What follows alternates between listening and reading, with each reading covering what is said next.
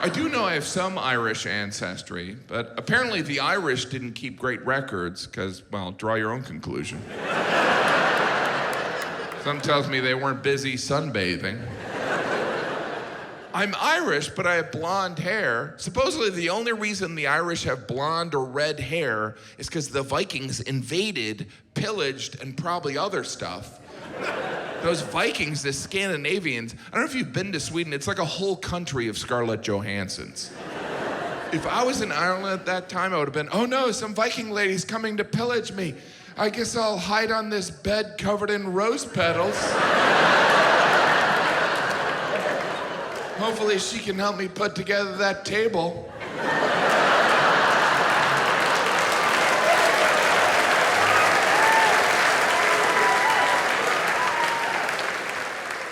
They say last names can tell you something. Like if your last name is Cooper, that means you probably had an ancestor who made barrels. If your last name is Cantor, that means somebody along the line was a singer. My last name is Gaffigan, which is Gaelic for highly anxious.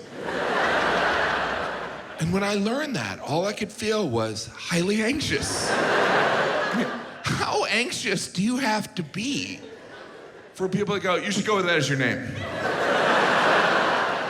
Was that? That's what we call you anyway. It does seem like some last names were chosen to impress, right? You know, someone's like, you know what? I want the ladies to know I'm successful, so I'm gonna go with a last name Goldman. Goldman. What are you going with? Wiener. I want the ladies to know I like hot dogs. But who knows? Maybe last names mean nothing. You know, where I'm from in Indiana, there is a guy who owns an RV dealership, and his name is Tom Raper. That's his name. And there are billboards, come see Tom Raper. And people go. Well, we should check it out. Now, I don't know why we would let someone named Raper sell RVs. They are essentially mobile crime scenes. If my last name were Raper, I wouldn't leave the house. How do you even go out to dinner? Party of two, Raper. Is there a Raper here?